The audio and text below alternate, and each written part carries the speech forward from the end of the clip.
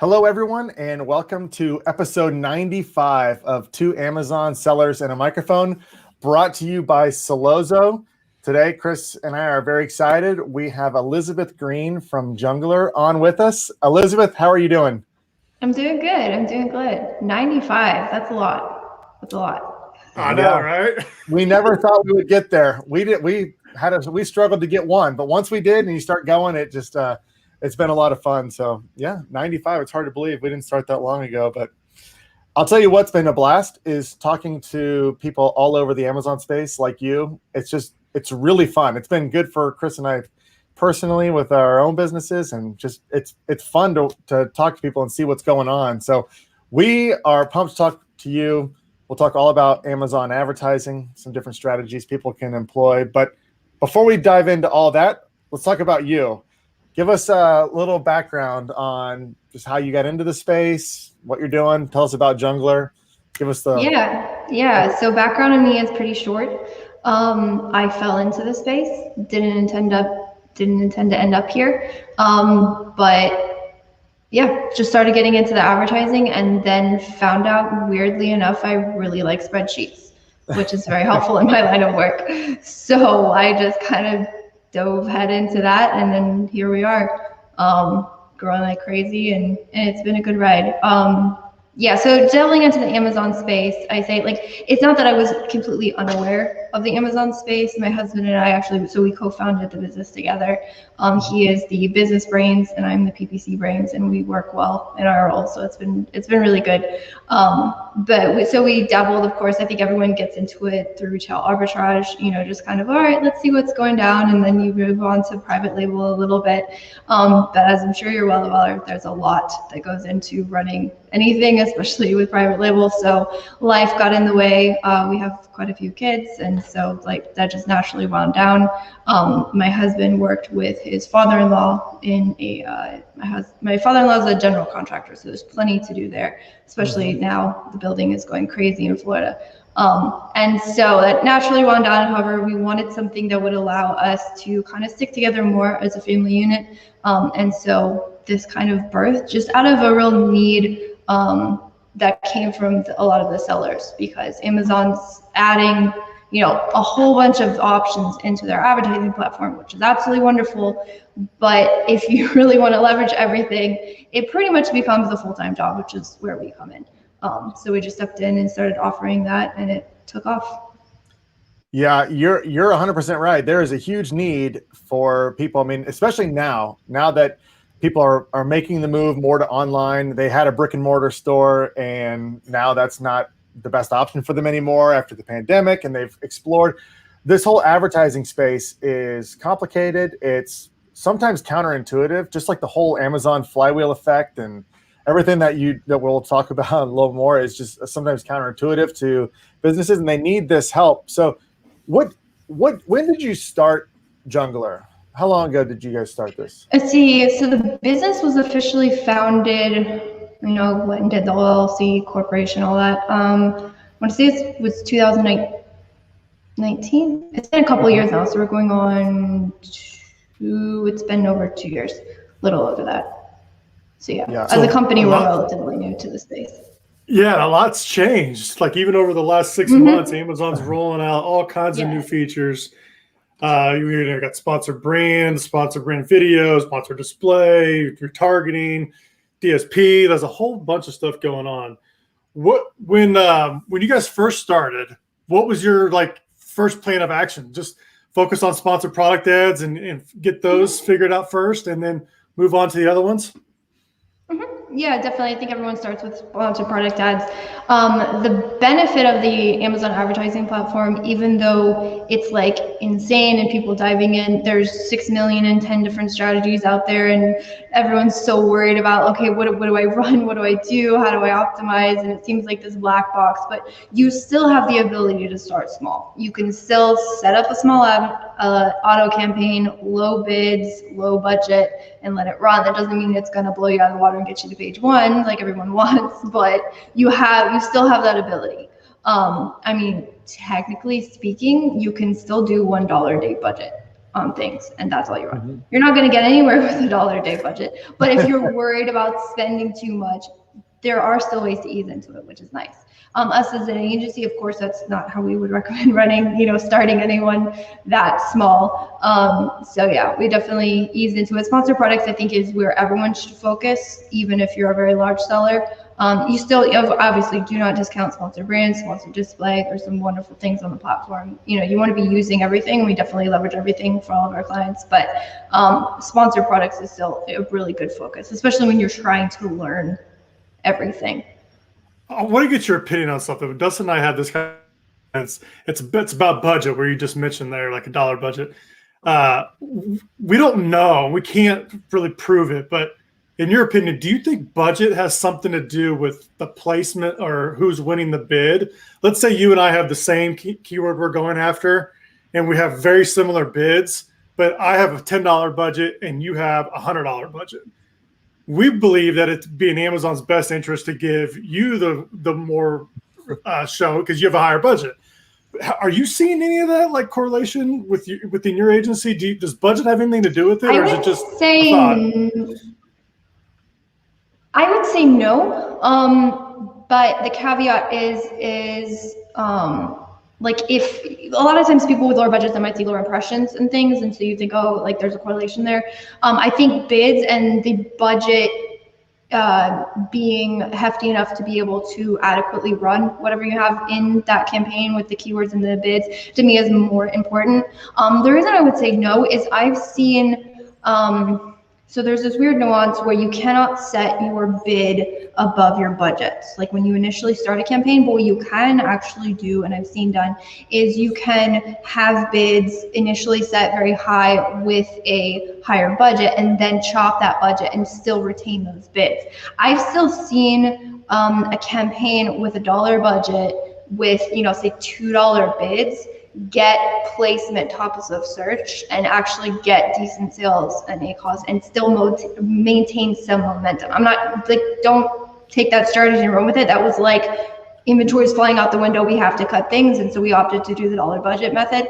But I saw that effect. So I mean, it's hard to say, but it's just like being in a bunch of accounts and you see these weird correlations. My gut would say, you don't know, there could be, you never know, there's weird nuances to the platform, but I've seen instances like that, which will lead me to believe it has to do more with allowing the budget to adequately run whatever keywords, than just strictly looking at the budgets. I like what you said earlier, just talking about, because I think this is people are always looking for some sort of holy grail with advertising. Like, if you do X, Y, Z, you're going to get the results that you want. And it's just not true. I mean, every product's different, every niche is different. And you're talking about different strategies. All of us in this advertising space are constantly testing new things out all the time. And I think that's really important for people to understand, is like, there is no, Matt, it's all about testing for your product. You need to test. But there are some concepts, I feel like, and I think this would be good, because this is, Chris and I, we talk to sellers all the time. They come on, they're doing demos about slows, they're talking about advertising and what should they do. And depending on their situation, there's different recommendations. So let's see what your recommendation would be for these types of sellers. So somebody comes to you, they're new, they're launching their product, low reviews, etc., but everything else is fine, and they don't have a huge budget. What you can't do everything. So what do you recommend for a seller like that? I would recommend picking your keyword targets wisely, understanding what your budget is, and then like kind of building out, like, that's your starting point. How much do you have to spend? And then let's build off of that. Because, I could go in and do, insanely good keyword research. Here's all your keywords, and the budget needed to run those is like $1,000 a day. If you run something like that, you're only going to get, say, maybe 2 to 3 clicks on a wide swath of keywords. That's not going to give you enough data to do anything. You don't want to shut it down, because these are kind of working, maybe they're working, but you can end up spiraling, and then you kind of end up spinning your wheels and go nowhere. So I would recommend being very strategic. If you have to pick 3 keywords and run those 3 keywords, run those 3 keywords. And then I would also say, don't go after the top dogs. And this also, I would say, you want to analyze what are your cost per clicks in the space. A good way to look at that is to go and it's like a dummy campaign. You don't even launch it, but you would go in, create a manual campaign, drop in your whatever product you want to advertise, drop in your keywords, and you can see them as unsuggested. If your suggested, bids, take those with a grain of salt. They're not always super advocate, but it does give you a benchmark. So if you have like $2 suggested bids on something, maybe you need to pick a handful of those and run those. Whatever keywords you pick, ideally you have enough budget to run those enough to get that data feedback, and then you can build off of that. And then I would say if we're running on really tight budgets, you can be more aggressive with your optimizations because you only have so much you can play with. So for instance, if I pick 5 keywords, one of my keywords gets like 20 clicks, maybe my ACoS is insane. I've run it for maybe, given enough time to really understand it sometimes. And when I say time, I don't necessarily go off of time frames. I do like to say, okay, the first 2 weeks, just let everything run. But if in the first 2 weeks, I get 100 clicks and no sales on one of those keywords, that is enough time for me to make a judgment call that keyword just doesn't work for my product. So it's not always a time frame. I say it's more of like, how many clicks do you get on that keyword? And then if you get enough clicks within, give it at least, if you're being conservative, maybe 3 days, but honestly 4 days because due to data delay, 7 days if you can stomach it. But yeah, I would say very much pick your keyword battles, see if something works. If you absolutely can determine something doesn't work because your budget is so tight, you can maybe just significantly lower the bids on that one. And then, okay, let's add in those other keywords that we found. Maybe we found 10, we're running 5, we chopped 2, let's add 2 more. You could be much more like strategic. In that campaign, I'm assuming it's a manual exact match campaign. Would that be right? Yeah, I do like running everything. So we're in the test all match types crowd. We don't, the way we run it is we'll test all the match types. We definitely stagger our bids just due to, phrase and broad can spend more. So we're aware of that and adjust the bids accordingly. But if you're dealing with tight budgets, you could just run it at an exact just to see if it works. The caveat to that would be if you're only running an exact, you're only seeing like if that exact keyword works. Sometimes when you're running in phrase and broad, you find you can build off of that with the advertising. Something gets changed a little bit, a keyword gets added in phrase, or the one thing with broad is broad match is the only match site that will actually flip the order of words. So even in long tails, we'll run broad match because oftentimes, or I've seen before, where it's like you have the keyword string and it's like 7, it's like a ridiculously long keyword, and there's very little search volume for it, of course. But because we put it in a broad match, just 2 of those words got flipped, and we got another long tail keyword you would have missed out at if you're only running an exact match. So I do like to running all the match types. However, going back to very limited budgets, you kind of have to pick your battles and see where you are and what you can do. I really like the way you lay that out because I feel like one of the biggest problems is when someone's launching the campaign for their product, they have this like massive FOMO about all these words where they could be making sales, and they'll do some keyword research on Helium 10 or Jungle Scout, and they'll make this campaign with 500 targets in it. And then be disappointed when it's not working well, or their money's just being spent all over the place. And so, I think what you're talking about is really it's important for people to understand that you can laser focus if you have this small budget. So expanding on that, if your budget starts to increase or you're starting to get more organic sales now from this targeted approach, now you've got more money you can allocate towards ads. Where do you go from there? Where do you go from this small targeted campaign? What are you adding now? I'm definitely looking into the search and reports. That's it's still going to be the OG, the holy grail, the best way to get additional keywords. Reason being is you have actual data based on your products, what worked. And then the one caveat to that would, or not caveat, but I would tack on, if you're being if you want to glean everything you can from your search term reports, you definitely want to make sure that you're setting up your campaigns in a way that allows you to see what's working for what products. Now, in our agency, we're not afraid of grouping products with providing they're part of the same listing. I know there's different, you know, if you want to get all the nuances of pros and cons to each one, but you know, providing they're going to the same place, or that they're. But if you're grouping, like you throw all of your products in one campaign, you're like, oh, they're all a cup. Let's just throw them all in there, and you know, one of them's a handle cup, one's a purple. Well, you don't know which each product's going to perform differently on each search page. So the tighter you can keep that, and the better you can understand how each product is doing on each of those searches, you're going to be able to build on that with the search term report much cleaner than you could if you're just throwing everything in there. So yeah, I would say start with the search term reports, you know, retarget those, take a look at what your cost per clicks are. You can take a look at what the A cost was, and you can build out on that. Yeah, I would say, and then of course, you know, if you're still running only an exact, well, then maybe you should start building out, maybe just take those keywords and run that we're working in exact, try them in a phrase and broad match. You know, it depends on how much extra we have and how much we need to start slowly. Something I've noticed with talking about those variations and putting all the products together is if you take each I've seen this where you take each product and put it in its own ad group, or do you take all the products and put them in one ad group? What I've seen is when you put all the products in one ad group, only one product is going to show up. But if you take each product and put it in its own ad group, you have potential like to take over all the page for page one for that specific keyword. Is there a certain strategy you like better out of those two?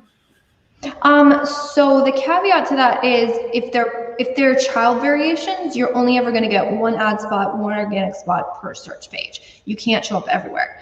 So if it's a variation, we take that into account. And if we have data, I like just putting our best foot forward. You know, if we're selling a whole bunch of metal cups, the black one works the best.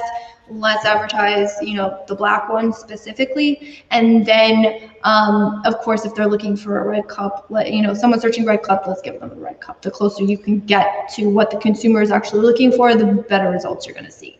But if we're talking different listings, definitely we're going to be splitting those out into their own campaigns, their own groupings, because they're going to have, that's how you take over a search page, is making sure everything can show up. Cool. Very interesting. I want to go back because I've got a question I meant to ask earlier. This is, I feel like this comes up quite a bit, at least in my mind. I have a theory about this and I want your input on it. If you're getting ready to, like we're talking about, getting ready to launch a product and you're trying to make these targeted campaigns and you're trying to pick 5 or 6 keywords. Let's say you're selling a dog leash. If you're coming up with the keywords yourself to target, you know, like dog leash or small dog leash or whatever, is that better, or is it better just to run an auto campaign for like a week or two and just see what words actually convert to sales and what Amazon's showing you for, and then take those and start your campaign, your manual campaign with those?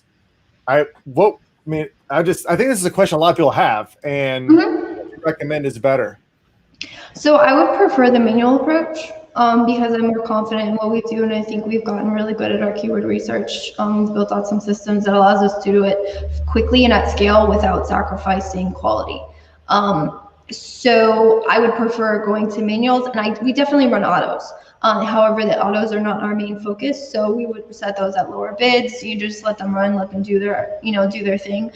The reason being is it also depends on the product. So if you have a product that maybe you've done some search find buys, or maybe you have some ranking, it's kind of sitting there, maybe you haven't run advertising and you're really unsure where to go with this, maybe you can start the autos. I'm not really a fan of high bid autos unless I'm very confident in the product. There's certain strategies you can use with high bid autos, but I prefer to start those moderately. The reason I don't prefer the autos is sometimes if there's just not a lot of indexing on the product, if it's a brand new product out of the gate, there's Amazon, of course they comb your listings, but it kind of takes them a little bit to figure out where you work in the marketplace.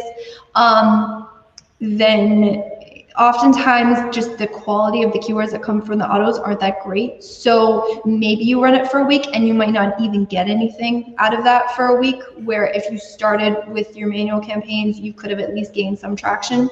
Now, if you were wanting just to ease into it, you're just really unsure, you could start with the auto approach.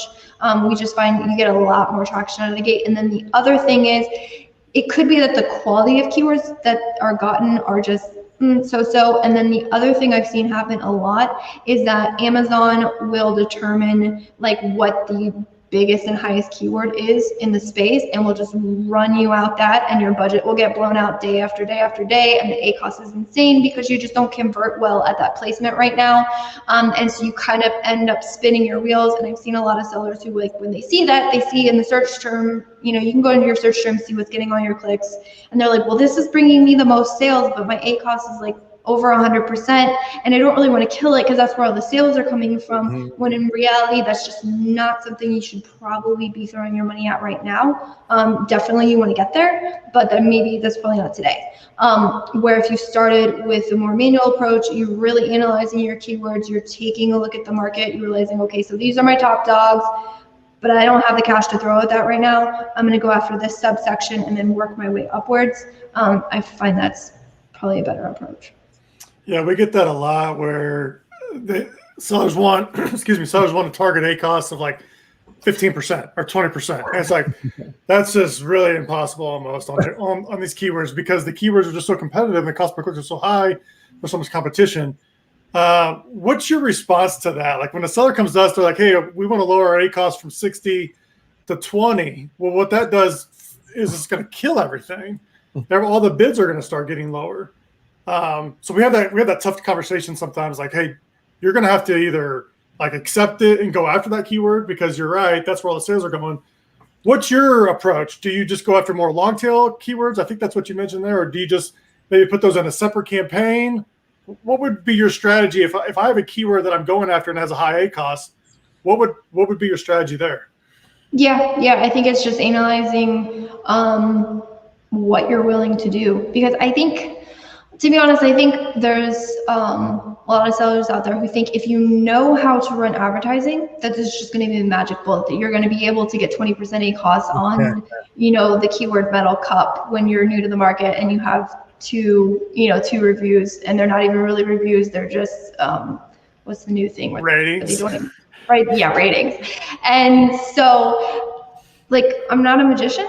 I wish I was. I wish I knew the secret sauce to, create these amazing campaigns that get you like tiny ACoS. Now there's things you can do. There's tactics, like you can run it at a high match exact and then play with your placement adjustments a little bit. There's ways to tweak things, but to be honest, ranking is not, I've been asked that before, like, how do you set up a ranking campaign? There's no secret sauce. Exact match, high bids, probably a top of search placement, and you're just gonna have to accept what that ACoS is.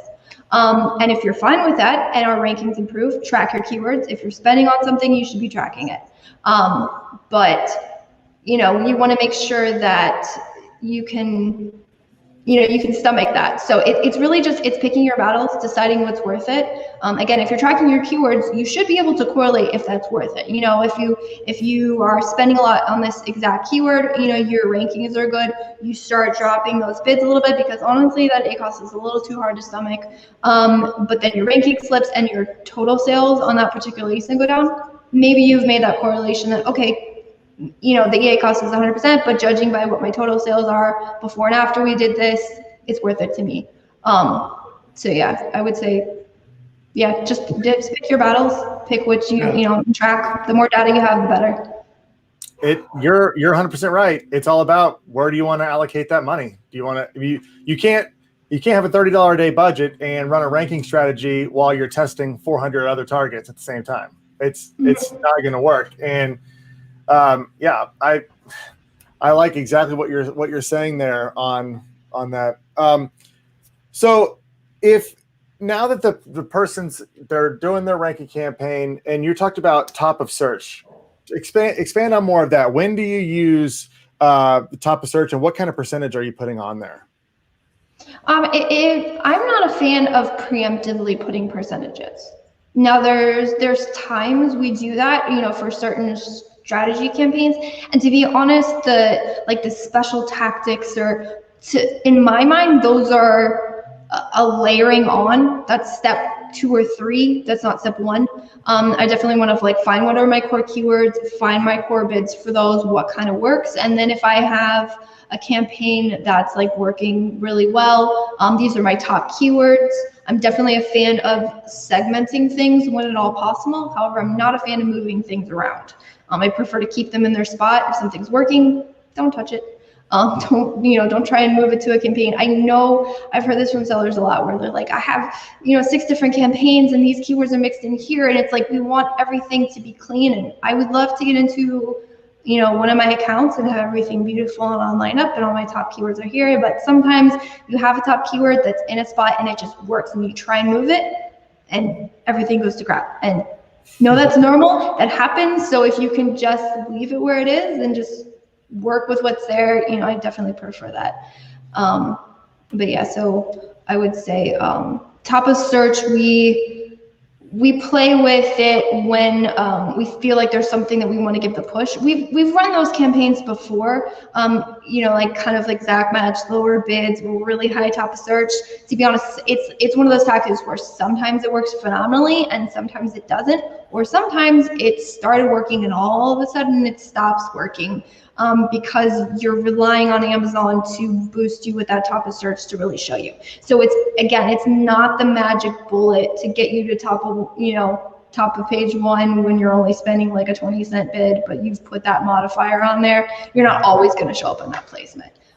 So I prefer, give your bids a better push if you really want to go for ranking. Yeah, and now I've got a big question to piggyback off that. I hear this all the time. You run a ranking campaign or just whatever you're doing, advertising in general, and now your product's on page 1 at the top. It's, in the organic spot. Do you stop? Do you double down?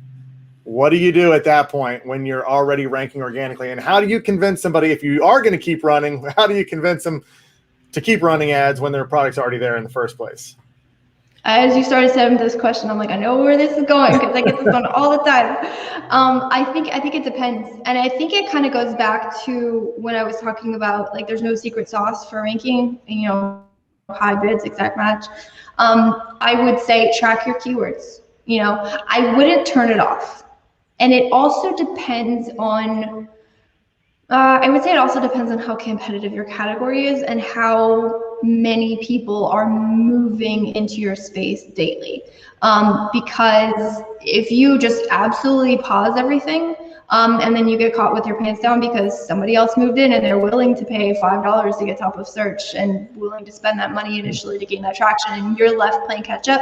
I've seen it happen where everything's going okay, maybe the ACoS is a little bit high, but you're holding that top of search placement, and then someone freaks out about how much, how the ACoS is, and they just make drastic cuts. And then when they realize, oh no, my rankings are slipping, and then they try and, shove that to the top again, the metrics just are I've seen that happen so many times. You're I was at a 30% ACoS and now we're at a 60. And I'm it's the same bids, it's the same keyword, it's the same campaign. Something is just not working as well. So there's those weird nuances to the platform. You kind of just have to, work with what's there. I wish I could tell you exactly why dropping and then springboarding back didn't work. I just know I've seen it happen enough that I get very wary of drastically just shutting right there. Sometimes there's times we need to do that. If your inventory is blowing out, I don't want us to keep running aggressive advertising. That's lowering your margins. There's a time and a place for everything. But I would say lower it slowly and track. So maybe if you're running right now, you're saying, all right, for this campaign, it's a 50% ACoS. I'm not really happy with the 50%. Okay, well, let's target a 45 or let's target a 40. Let's see if we can get there. What do our rankings maintain when we're hitting that ACOS target? Do we need to drop it down to a 30?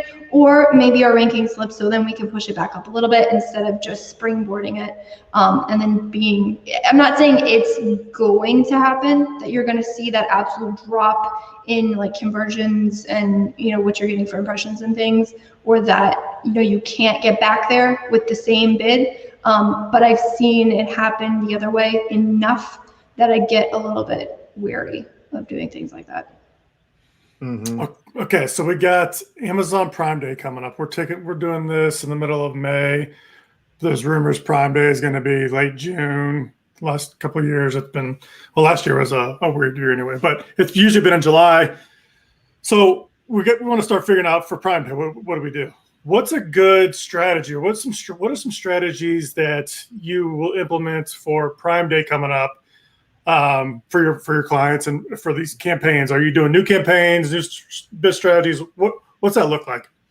Yeah, so I'm not a fan of brand new campaigns. If you have something you want to test or you want to run right now, I would say get those campaigns up now. The more history you can get on those, like don't launch them right before Prime Day. To be honest, it could work, but it might not work, and your cost per clicks could be high. But because you have absolutely no data on that, there's no way you're going to be able to make any moves in time to be able to effectively run that. The other thing I would say is in the past, you know, you have those, I've seen those campaign dumps where it's like Prime Day deals, or, you know, it's every single word that they found that includes the word Prime or Prime Day in it.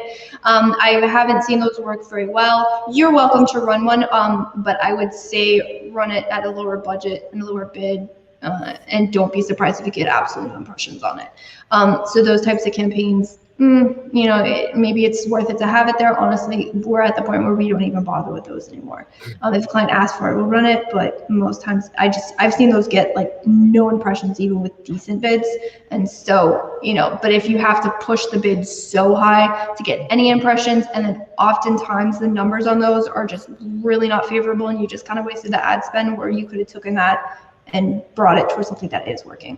I would just say double down on like what your top campaigns already are. Oftentimes, you know, because if you can't really go after so much like holiday and all this kind of thing, then you really just want to start allocating and dig down into like what your product is. I would look into running a lot of product targeting, because you're going to have those sellers who are willing to pay that. So anyone who's relevant for you, anyone who can work, you know, just kind of blanket those with the product targeting. You can set those at low bids. The other thing to note is on Prime Day, a lot of people just blow their budgets out of the water. Some of them, you know, are okay with just increasing, and then some people just don't increase. So you will see a lot of sellers that their budgets just completely blow out. And if you can have a couple low bid things running, oftentimes you can get some really good returns on those. I would say also dig into sponsored display product targeting. That's going to be a great one. We are playing around with the new sponsored display audiences. Those are kind of interesting. It remains to be seen how well those are going to work on Prime Day. However, those will be like piggybacking. You could piggybacking off of like past sales and stuff. So those might be interesting to run after Prime Day, and that's just me thinking about it. I don't know if that's a good strategy or not. But yeah, so I would just say dig down into what's working, and you can look at playing with top of search placements here. So one thing we'll do is right before, we will comb through everything in an account, you know, anything that has really poor conversions or is not working as well. You want to make sure your bids are really tightened up. You have your best bids on, you know, things that you do know work really well for your products. And then if you have a certain campaign that does, like, say, really well top of search, your conversion rates are much better, maybe boost it. You don't necessarily have to even go 100%, 20%, 40%, something, you know, just to give it that. And then I would say monitor your ads the day of and check for budget outages. And then you're gonna have to make that call somewhat blind, because, you know, if a budget runs out, you're not getting real-time data except for the spend. So that's one. Again, if you have enough performance data, just take a look. So on average, this campaign runs well below my targets. Everything looks good. Then I would, increase that. Now you can try increasing for top keywords, again, going with, what works best for your product. The other thing is, I like to base everything on performance as much as possible. So if we have a campaign, let's say it had low bid, say, oh, this keyword performs like amazing conversion rates at like a 50-cent bid. Hey, let's jump it to $1. That might work, that might not work. If I'm going to try really increasing something like that, I much prefer to do it, do that testing beforehand. I don't like testing on high volume days like Prime Day. Yeah, no doubt. Too many browsers during that time. People just clicking around. Yes, don't raise the day before or the week before, and expect absolutely crap numbers the week before. Yep. Interesting. Good stuff. Now you touched on product targeting in here as part of your strategy. In general, what is your tactics with product targeting? Are you setting those up in separate campaigns? How are you determining? Are you just going after ones that you have competitive advantage over? What is your strategy around product targeting? Yeah, and it definitely depends on what the client's ACoS targeting or tolerance is, and it would depend on how much budgets we have and like how aggressive we're being. Definitely search and reports are going to be like the best way to find those asins. Again, what worked, you converted, run it. Take those in the sponsored products. We know what worked. Just run it in a sponsored display ad. So you can definitely build off of it that way, and that's going to be like your core, kind of like what you already know worked, and then work off of that. If we are being like super aggressive on a specific keyword, you can, go into Amazon, look them, if I'm targeting a metal cup, I know I want to really double down on this keyword. I can go to Amazon, I can scrape everyone off that page and retarget those. Your returns on that, maybe okay, maybe not. It's going to depend on, what your price point is in relation to the market. It depends on what your star rating is in relation to the market, how well you can compete on those pages. If you just want to show up everywhere, that's a great way to do it. But again, kind of understand it goes in layers. So search and report, you're probably going to get the most return. You can do that manually. So for instance, if I want to make sure I'm only targeting everybody with a lower star rating than me, or I have a lower price point than me, definitely, you can do that. And then as far as like segmenting things, I'm definitely a fan of segmenting. So in our accounts, we run a lot of campaigns. You're going to just see a high number of campaigns, because I see campaigns as a way to like group keywords in a way that we can understand what's contained within the keyword. For instance, like asins, it's like, okay, where did I get these? If I dump all the asins that are like lower price point, lower star rating, and all the ones that are located on my top keyword all together, you're going to have some really poor numbers on probably some of those, and then you're going to have some maybe amazing numbers on the other ones, and you're not really going to understand, okay, was this here? Where did I get it?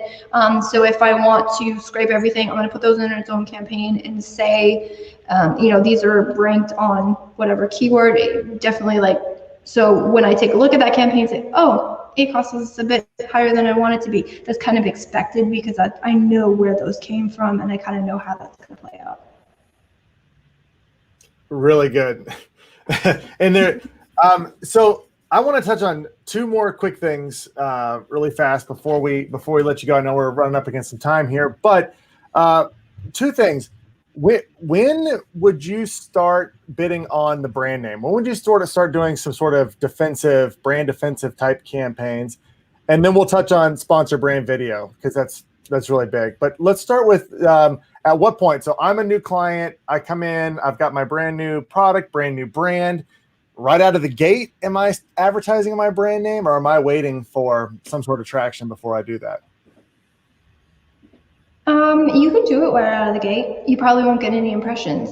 The one caveat to that would be is if your brand name is something that might be related to another search that has a lot of high search volume, but you're not relevant to that particular search, I would be careful with that. I would make sure, you want to go more long tail or just do exact, be careful with that in a broad match.